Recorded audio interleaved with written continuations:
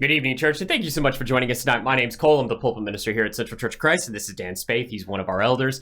And this is our Wednesday evening conversation through the Law and the Prophets, where we break open the Old Testament, we see what's there, and we see how it's going to lead us to Jesus. If you're watching this on YouTube, make sure you like and you like the video and you subscribe to the channel so you get notified every time we upload a video. If you're watching this on Facebook, make sure you like and you share the video. That really helps us out. If you're watching this on the Heart and Hands podcast via Spotify or Apple Podcasts, thank you so much for joining us tonight. If this ministry has in any way blessed you and you're interested in partnering with us as we teach and preach the gospel, as we go through the Old Testament, I want to encourage you to go to our website at www.churchvictoria.com. There's a donate button there that links to PayPal, and you could help us out and partner with us. We really appreciate it. This evening, we're going to be in Exodus chapter 5. We're going to continue the story that we've been pursuing, this looking at how God is going to deliver his people out of Egypt. It's going to be great. Yep. I'm really excited by it, and hey, it's a great study. I love the in the New Testament, in the book of Romans, Paul says everything was written aforetime was written for our learning. Yeah. Okay, so no matter whether it was written to us or not, we can still learn from it. We can learn from what happened to these people, and I think we try anyway to connect this to now. We can't always do that. Not all of it's pertinent, but the biggest majority of it is, and it's neat to see how it connects to us and how we connect to the text. So absolutely. Well, let's get started. Father in heaven, thank you so much for the opportunity we have to study tonight. We pray your blessings upon us as we study, as we navigate through the text, and we pray, Father, you will present it in a way that our audience can understand and can learn from it. We pray for them that they have the right kind of heart, the right kind of mindset, and they will listen intently, Father, and they will strive to learn and then strive to apply these things to their lives, Father. Bless them and bless us as we go through this evening. In Jesus' name we pray. Amen. Amen.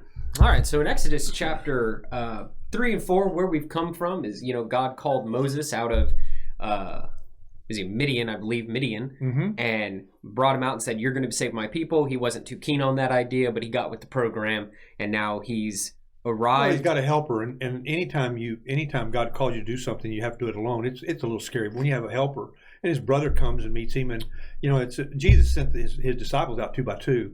He did that for a reason. It's a whole lot easier to go do something with somebody else with you than it is to go by yourself. So I think he gets on in the program because he starts to recognize that I'm really dealing with something here. This is a big deal. So well, and with that in mind, you're pointing out that even in the New Testament we see him go out 2 by 2. Solomon in Ecclesiastes talks about the strand of cords that cannot be broken, right? I think that we take that a little bit out of context a lot of times, but it's still true. A cord is stronger. One cord, having multiple cords, having multiple people in a group.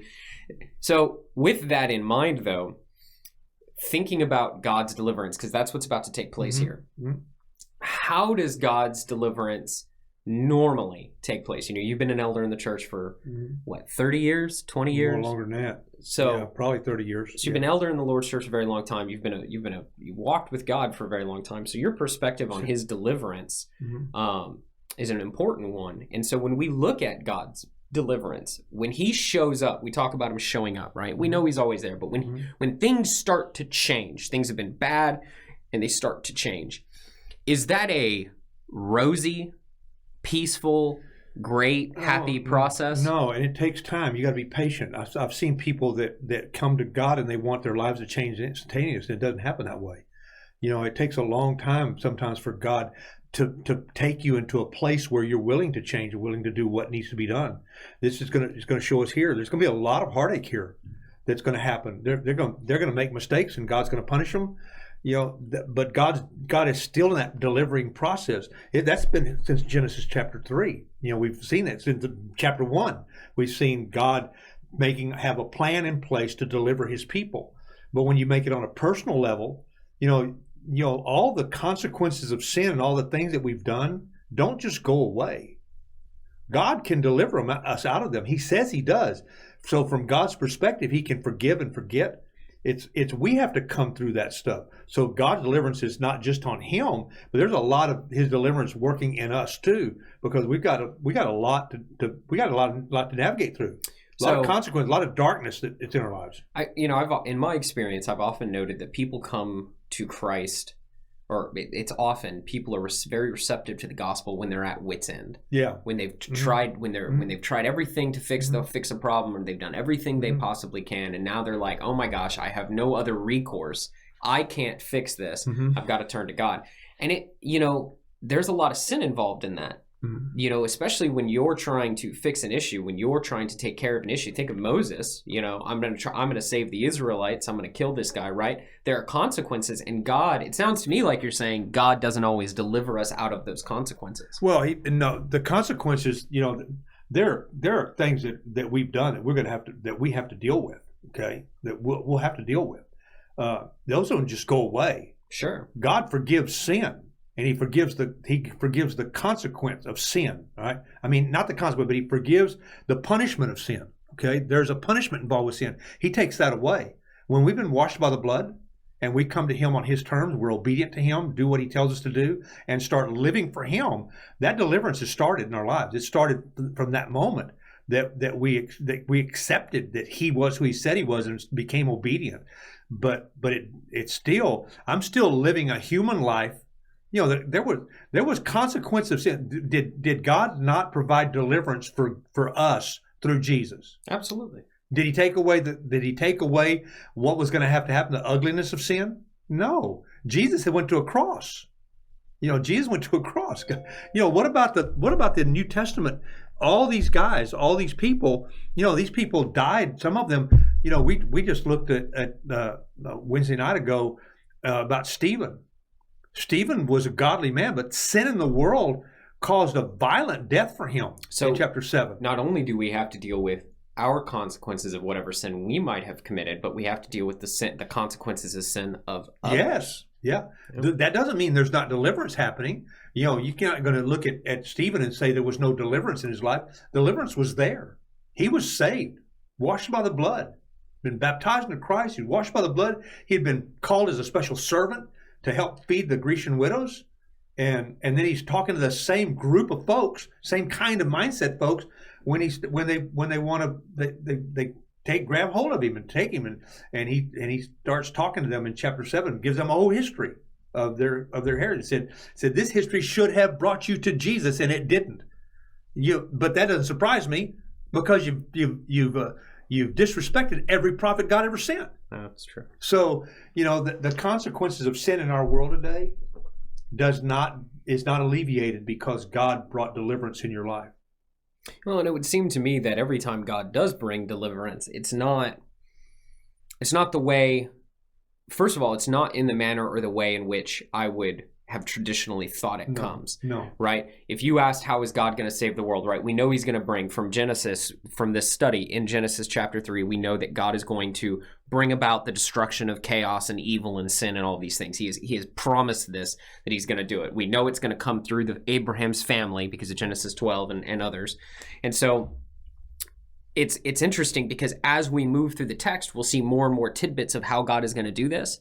And even once you hit the first century, nobody thought, even John the Baptist wasn't sure if Christ was the Messiah. Well, I think that's a logical question. Right. Nobody thought it was going to be through the cross. Through the immense shame that is attached to the cross, the stigma that's attached to it. Nobody thought it would come through that. And so God's deliverance is an awesome thing. It's a powerful thing, but he often operates in unexpected ways, and he often operates through hardship and difficulty. Wouldn't it have been easier if God had just put down a chapter somewhere and said, this is how it's going to play out. His name's going to be Jesus. Here's where he's going to be. Here's what's going to happen to him. Here's what's going to have to happen. This is how it's going to connect to the Passover. And people still would have believed.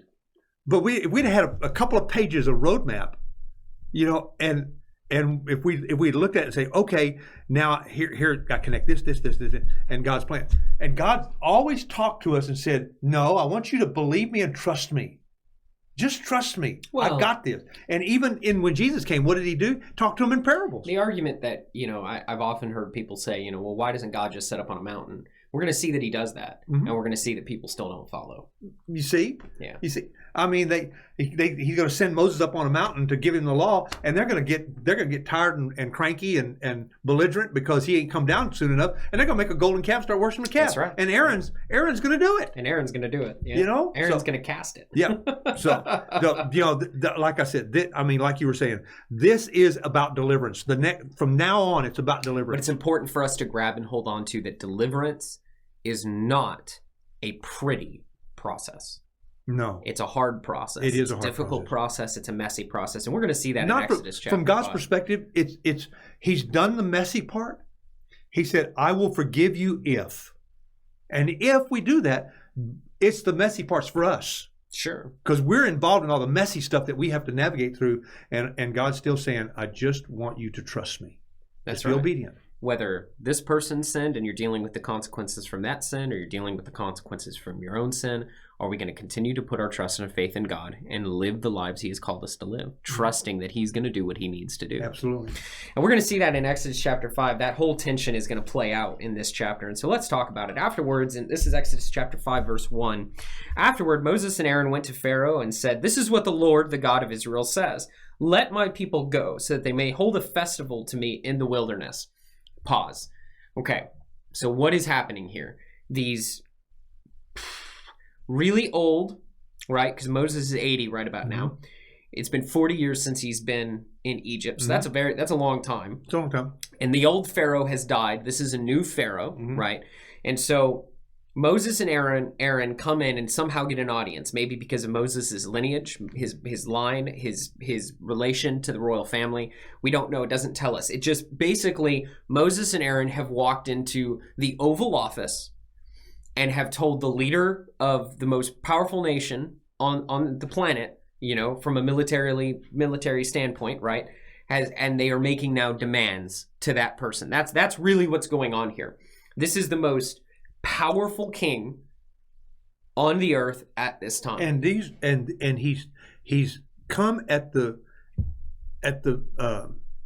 request for their slave line, that is building all their buildings, doing all their stuff, and they have enslaved them now. Absolutely. And now these are slaves doing what they're told when they're told, and they are and Moses walks in and said, "Let them go." Well, let me ask: Do things tend to get better or worse over time?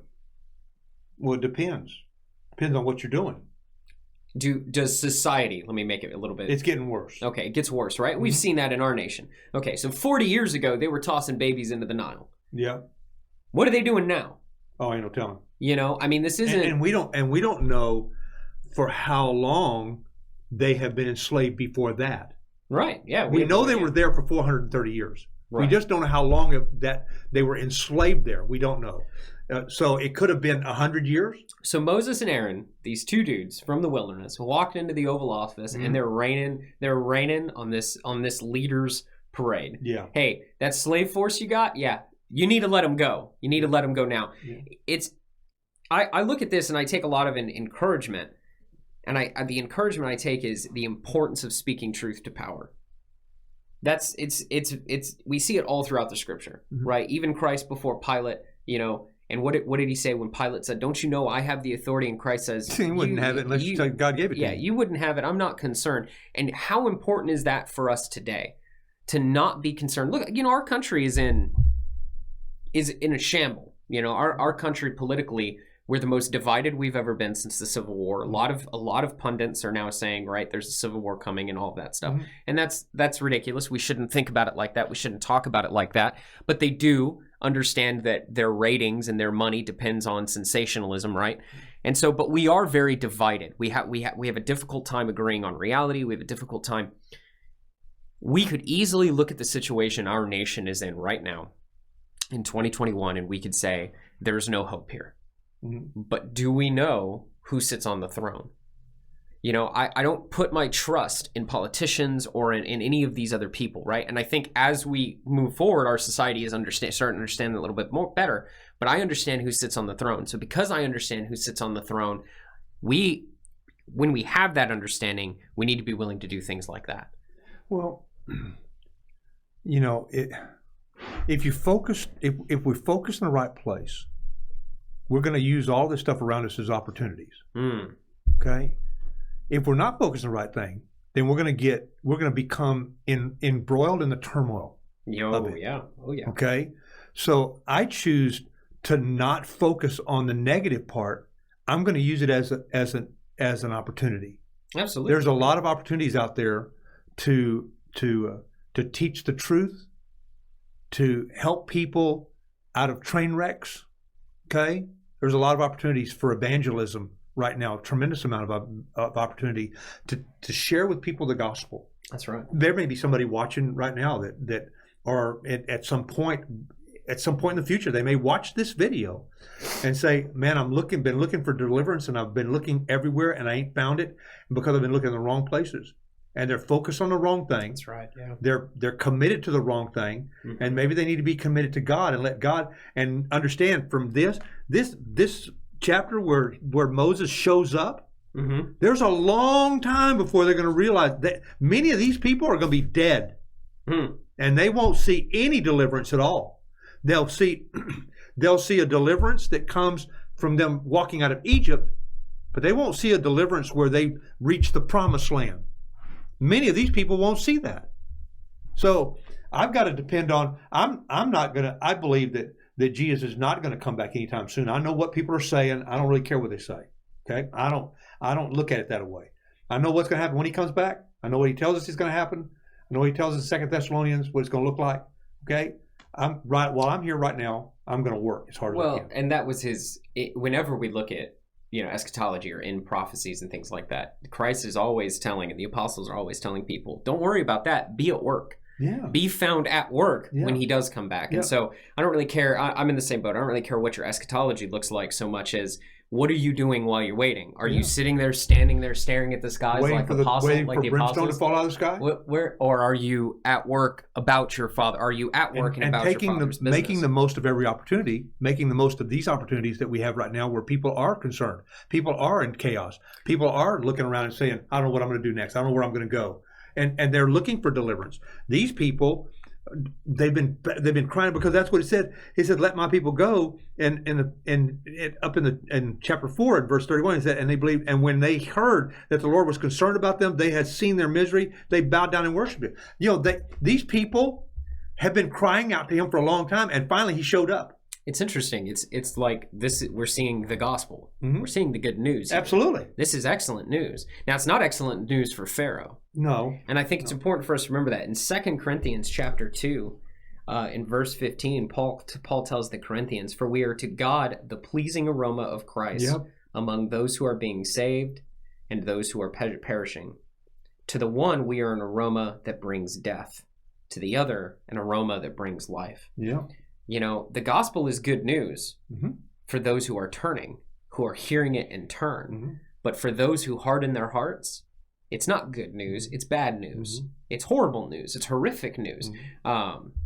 There's a passage, I forget exactly where it is. I can't recall off the top of my head, but there's a passage that says every knee will bow and every tongue will confess that Jesus is Lord.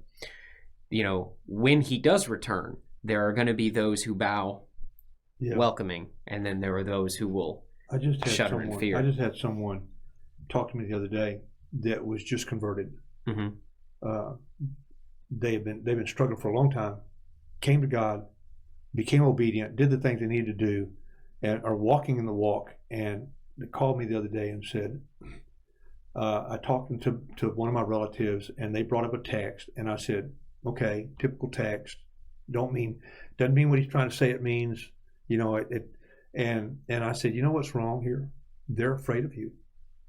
You scare them because what you do and what you're doing and how you're talking, they're not doing. And they claim a relationship, but then they can see a relationship that's real, and it scares them. Yeah. When deliverance starts happening, and it really happens, and you really turn into a follower, a lot of that stuff doesn't matter anymore. And you'll come across that way where it doesn't really matter. It's hard when you're talking to someone who's really struggling with all the politics and all the nonsense and all. It's really because they're consumed with it. Yeah. And I walk into a room and I say, "What? You know, I did that a while back. We was in a group and there was 5 or 6, and I said, you know what? I said, I don't really care about none of that. I said, I care about that person right over there that I know is lost, and I need to figure out a way where I can make that person not lost anymore, where I can get the gospel to them. That's what I'm concerned about. I don't care about all this politics stuff y'all are talking about. I don't really care. And I got up and walked around, and they just stared and looked at me. You know, but that's the point. Is I can't be. God's deliverance is at hand, guys. You know, you got God's deliverance. It was at hand here, and it's going to take Moses and Aaron a while to get people's attention. Well, God's deliverance is at hand in people's lives as individuals. Well, they're going to get the people's attention real quick. Oh yeah. I mean, in chapter 4, they were partying it. Yeah. They were excited. They were praising God. They were worshiping. They're like, God is going to deliver us. Yeah. And I think when we hear that, we get the idea that God's going to pick us up out of this horrible situation that we've either created or has been created by others, right, through sin. And he's going to drop us into paradise. And that's what they expected in Jesus' day, to take them out, take the Romans out. That's exactly what they expected. You know? Yeah, we're always looking towards the how would we do it and what does it look like for us? Yeah. And God's like, you don't understand. Yeah. You don't understand. So afterward, Moses and Aaron, they went to Pharaoh. They go to this powerful ruler, the most powerful ruler in the ancient world, and he says, "This is what it is. Let my people go." And so in verse 2, Pharaoh, "Who is the Lord that I should obey him and let Israel go? I do not know the Lord, and I will not let Israel go." Then they said, "The God of the Hebrews has met with us. Now let us take a 3-day journey into the wilderness to offer sacrifices to the Lord our God, or he may strike us with plagues or with the sword." But the king of Egypt said, "Moses and Aaron, why are you taking the people away from their labor? Get back to work." Then Pharaoh said, "Look, the people of the land are now numerous, and you are stopping them from working." That same day, Pharaoh gave this order to the slave drivers and overseers in charge of the people: "You are no longer to supply the people with straw for making bricks. Let them go and gather their own straw, but require them to make the same number of bricks as before. Don't reduce the quota. They are lazy. That is why they are crying out, 'Let us go and sacrifice to our God.' Make the work harder for the people so that they keep working and pay no attention to lies." Then the slave drivers and the overseers went out and said to the people, "This is what Pharaoh says: I will not give you any more straw. Go and get your own straw." So Pharaoh, they tell, let my people go. And Pharaoh says, "I've got a better idea. Let's make this a lot harder on you. Mm-hmm. Let's make this a lot worse." So then the Israelite overseers went and appealed to Pharaoh. "Why have you treated your servants this way?" It's interesting. What did they cry out to Pilate? What did they cry out to Pilate when Pilate was trying to argue to let Jesus go? Mm-hmm. He was saying, I'm going to let him go. I find no reason to punish him. What did they say? He's usurping Caesar. And then later, didn't they cry out, "We have no king but Caesar"? Mm-hmm. It's interesting how just a little bit of difficulty, a little bit of problems, things don't go the way they expect it to go. And they went from worshiping God and praising God for his deliverance to things just got a little bit tougher. And why are you treating your servants this way? Yeah. So who's their king? Who's their God? God, who's come to deliver them, or Pharaoh, who enslaves them? But they don't recognize at this point. You know, we get caught up in our own life. We get caught up in the physicality of life, and not the spirituality of God. Mm-hmm. We get caught up in the wrong thing. And I was looking at this and how Pharaoh is going to make this harder. Well, Satan's going to do the same thing in our lives. Yeah. Satan's going to walk into your life, and if you think you come to God and everything becomes peaches and rosy and just, you know, everything's wonderful, it's not that way. Satan is not going to let you go easy. He is going to make it difficult. Yeah. He will. We have more tools to fight with. We have more people to fight on our side, but Satan is going to strive to make it more difficult. Yeah. You know, and the only way we're going to be successful here, the only way we can be successful is if we stay focused on what we're supposed to be focused on and don't focus on the negative stuff. Well, and that, you know, if we understand that God's deliverance isn't what we think it is, mm-hmm. It is much better than what we think it is, right?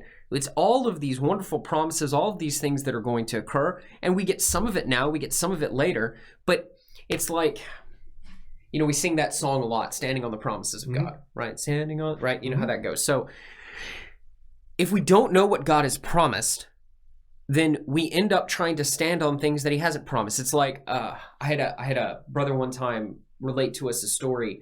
You know, this younger Christian, he had a lot of faith. He believed in God. He put on Christ, and it was a challenge to other people, like you said. You know, when you start really walking and following, that relationship challenges others. And so, to fight with this person or to spite this person, this lady told him, well, if you really have faith in God, if you really believe in God, why don't you go cross this busy street? Just walk out into the middle of it. Surely God will protect you. And he didn't know what to do with it. He didn't want to do it, but at the same time, he started questioning, well, do I really have faith if I don't do that? God did not promise you that. No. That is a trap. That is a lie. It's like That's somebody a Satan says, trap. It's like somebody says, well, you don't have faith if you're not willing to go up on the mountain and sacrifice your son. If you hear the voice of God and he tells you, go up on the mountain and sacrifice your son. Abraham wasn't just chilling in Ur of the Chaldeans one day and God comes up to him and says, hey, take that firstborn of yours and go sacrifice him on a mountain. That's not how that worked. God gave him promise after promise after promise and every reason to believe and time to grow in walking with God before he ever asked him to go up to Mount Moriah. If you remember distinctly in that text, right before he goes up to Mount Moriah, he tells him, what about Ishmael? It says Abraham dearly loved Ishmael. And then God says, and he was distressed because Sarah's telling him, get rid of this slave woman and get rid of her son. And Abraham's distressed because he dearly loves the boy. It's his son. Yeah. And God comes to him and says, don't worry, I'm going to take care of him. So he gives him a single water skin and sends him on their way. The son whom he loves, he turns out loose with a single water skin. Why? Because he doesn't love the boy? No. Because he trusts that God is going to do what he's going to say. And then God tells him, go up on the mountain and sacrifice Isaac. Then he says, this concept, this idea that if God says, or this concept of this idea that we're going to stand on things that God has not promised is destructive. We have to know what he's promised so we know what to stand on. I'm not going to walk out into the middle of the road because God has not promised me that protection. And even if he has, let's say we do have a promise, right? We know that God has promised this. Is it not testing the Lord our God when we take advantage of that? I'm going to walk. Let's say God has promised me that I will come to no harm. I can cross any street in the United States. I will come to no harm, right? And then somebody says, well, let's just see if that's true. That is an exact test, right? The scriptures say of Christ that the angels would be ministering to him and they would not let his heel strike a hard surface, all those things. And what does the enemy come? He comes and says, well, doesn't the word say this about you? So let's prove it. Jump off the mountain, right? Jump off this high place. The exact same thing that somebody told somebody, why don't you just walk out in the street? But if we don't know what the promises are, and if we don't understand how to stand on them, and we don't understand how God's deliverance works, if we don't understand these concepts, we are easy prey for Satan, just like these people were, and just like the Jews were in the first century. Just like people all around us that we see, they're easy prey. They look at this situation and they see the reaction of Pharaoh, and their reaction is, God's not our God, we're servants of Pharaoh. And then look at what they say here. Look at what they say. When they left Pharaoh, so these are the people, the Israelites, that went and complained to Pharaoh about the harsh treatment. They were already getting harsh treatment, right? Yep. So when they left Pharaoh, they found Moses and Aaron waiting to meet them, and they said, may the Lord look on you and judge you. These are the people who've come bringing God's deliverance. They've said, God has sent us to help you. And this is their response. May the Lord look on you and judge you. You have made us obnoxious to Pharaoh. Oh, because you weren't obnoxious before in your slavery, right? And his officials have put a sword in their hand to kill us. So what? Your solution is to go hide in them? This is exactly what sin does to us. It confuses us. It confuses and lies to us and makes us believe things that are not true. It enslaves us. It enslaves us. It enslaves us. It's the exact same thing. It just doesn't have the name of Pharaoh on it. Right. I mean, it has all kinds of other names. Alcoholism, and all kinds of other isms, promiscuity, just laziness, gluttonous. I mean, all kinds of things that just enslave us in our, complacency. We get complacent in our world today, and we get being satisfied. Okay, satisfied with where I am instead of looking and longing to be someplace better and longing to be better. That can all turn into sin in our lives, and we get caught up in this stuff just like they did. I mean, look at it. It says you made obnoxious to Pharaoh. Well, our sin in our life does the same thing to us. It confuses us, confounds us, and lies to us, and makes us believe what is not true. In Romans chapter 6, starting in verse 15, Paul says, What then? Shall we sin because we are not under the law, but under grace? By no means. Don't you know that when you offer yourselves to someone as obedient slaves, you are slaves of the one you obey? Whether you are slaves to sin, which leads to death, or to obedience, which leads to righteousness.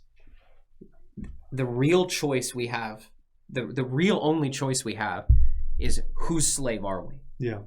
The world wants to couch sin and death as life and liberty. That's what it tries to do. It tries to say, oh, look, you can do whatever you want. You can live however you want. You know what I've noticed, though? It doesn't matter how much money you have. People in the world are miserable without God. You know, what the world has done to most people in society is lied to them and told them they don't need deliverance, that they're okay. That they're okay in their bondage. That they're okay. That's what these people thought. That's right. Hey, as long as we get the straw, we'll make the bricks, we'll meet the quota, and we're just fine. Hey, God's deliverance sounds great. They're taking care of us. Hey, God's deliverance sounds great, but no more hardship. But not willing to do any hardship to get there. You think there was some there that didn't believe they even needed to be delivered? They were just completely comfortable where they were? It's totally possible. Possible. There are people today that you and I run across all the time. They don't know they need to be delivered. They don't care. Yeah. They don't care. They are completely content to live their life in total obscurity and up to their neck in sin. Don't recognize that it's sin because the world has told them it's not. You know, they're living with a boyfriend or living with a girlfriend that they've been with for 5-6 years. The world is told, well, if you stay with them that long, you're common law married. Okay, well, so now they've looked at it and they know it's a lustful, sinful condition. And they look at it and say, I'm fine, because the world looks at it and says it's okay. It doesn't make it okay because the world says it's okay. You know, they don't bother to go and see, okay, what does God say is about this stuff? What is the promises? What are the facts that we have to? Has he covered any of that? Well, and Romans 1 makes it very clear that even though they know there is a God, they do not honor him or give thanks, and their foolish hearts are dark. Notice what it says there: honor him or give thanks. It doesn't say keep this really complicated regulation scheme that the only way you would possibly know is if you read the Bible. That's not what it says. No. It's this very basic thing. They did not honor him. What is the expectation of honoring? In Acts chapter 17, Paul says, God is not far away from any of us. In fact, the reason the nations are the way they are is that you might seek him out, because he's not far away. But did they do that? No, they did not. And that's what Paul points out in Romans chapter 1. He says, even though they know there is a God, they did not honor him. By looking for him, by seeking him out, they didn't look for him to give thanks to him. He says even the creation itself is enough that we should know. Yeah. It's evidence of him. And what did we do instead? And at that day and time, it was, we made idols and we did this. And that's still a common practice around most of the world. In the United States, it's much less. We've bypassed the idols and elevated ourselves to gods. Well, we've just created different idols. We've created idols in our own image. We don't make them out of wood and stone. We make them out of flesh and blood. That's right. Tell some young kid that just met LeBron James and tell him that we don't sometimes make idols of people. Oh, yeah. Or idols of sports, or idols of talent, or idols of whatever. Our money or whatever. We set our money up on a pedestal and we worship at its feet. Or our talent, or our stuff, materialism, whatever. Right. We just make different idols. I want to read this text. It's a text in Romans chapter 15. I alluded to it a while ago, but I want to read the whole text, this whole verse.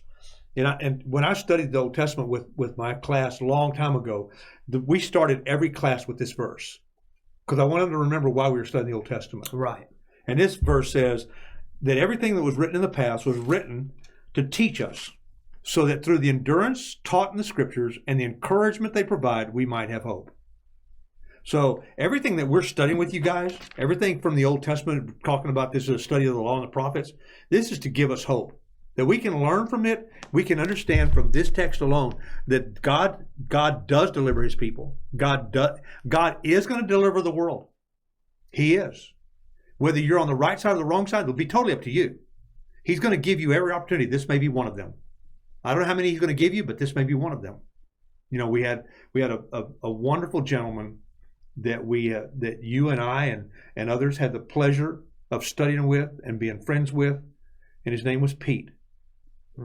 And the other day, We got a phone. I get a call right in the middle of class, and it's him, and he's sick, and Tim takes care of it and everything. And then the next week we get another call, and they found him dead at his house. He'd been a Christian about a year, and he was an old man with one leg. We had to put him in a sheet and lift him into the baptistry to baptize him. And it was just a privilege to be a part of his life. And his life was a struggle. Yep. It was a struggle. It hadn't gotten much easier. In some instances, it had gotten worse because he wanted so desperately to communicate what he'd learned, and nobody wanted to listen. And he struggled with that. So, when I look at God's deliverance, I watched God deliver Pete. And I told last Sunday morning when I did the welcome, I said, it was a privilege to be a part of his life, and it's going to be a pleasure to walk with him on two legs. Because that's going to be part of God's deliverance for him. He's going to have two healthy legs and a healthy body. That's right. That he didn't have here. And he's waiting, and one day I'll get to see him again. Because that's the promise of God's deliverance. Right. That's the promise. Here, the promise of God's deliverance, I'm going to take you out of this bondage. You don't got to make bricks anymore. I'm going to take you to a land that's full of milk and honey. And it's going to be your own land. You're going to have your own place. And nobody's going to tell you what to do. Nobody's going to dictate over you and lord it over you. And yet they have to get past this. Pete had to get past, Pete had a consequence of his sin right in front of him all the time. He had one leg, and that leg had got blown off. Okay, because he did something, and at that time he was involved in a lot of stuff, and probably clouded his judgment, and he did something he knew he shouldn't do, did it anyway, and he was living with the consequence of one leg. So, these people are going to live with the consequence for a long time of what's happened in their life. Deliverance is absolute from God. God promises, he's been promising it from all time, and it's still in effect today. God will deliver you, but you have to be willing to do what God tells you to do. Otherwise, there is the only deliverance you're going to have is deliverance into a more sea and more land of bondage. Just the way it works. Well, and even Moses struggles with it in verse 22. After the people came and accused him, Moses returned to the Lord and said, "Why, Lord, why have you brought trouble on this people? Is this why you sent me? Ever since I went to Pharaoh to speak in your name, he has brought trouble on this people, and you have not rescued your people at all." So, it's interesting because I've had that feeling before. Well, and I was going to say, Moses is 80 years old, but he's really just started walking with God. And you have your own mindset of the way things should work, of the way things should go. And you can get to a point where you stop looking to God and start just expecting this is the way it is. Or you get to the point when something like this happens where it's not what you would have expected, and you're facing that difficulty and that struggle and deliverance. You turn around and you look at God and you go, wait a minute, what's going on? What's going on here? This isn't the way it's supposed to be. Well, God has already told you what is going to be. And that's what we have to hold on to. That's absolutely right. The road there is the road there. Yeah. It's navigating sin. It's navigating the consequences of my sin, the consequences of other people's sins, the consequences of a fallen nation, the consequences of spiritual enemies and powers that want to destroy us along the way. We've got to keep our mind and our eye on what God has said. And not try to dictate the path in between. And we're going to cover that because this deliverance idea is we're just starting it. Chapter 6 we get into next week will be just more of the same and more of the same because this process is going to ongo. These people are going to be reminded, and we're going to keep reminding you guys that God's deliverance is still evident today. That's right. So we're going to keep after that. So we'll pick it up here next week. That's right. We'll be in Exodus chapter 6. Exodus chapter 6. Let's pray. Father in heaven, thank you so much for the promise of deliverance in our lives. Father, we are witnessing and experiencing this deliverance that you're going to deliver your people through Moses and Aaron, and it's going to be neat to study and really fun to watch as you work and as you deliver them out of this bondage, Father. But you promise the same for us, a deliverance from bondage. I pray for our audience. I pray for all of us that we will be patient with you as you deliver us. that we'll believe in your promises that you promised us, and that we'll wait for you to work in our lives as that deliverance comes into fold in our lives. Thank you so much for it. Thank you for your Son. It's in His name that we pray. Amen.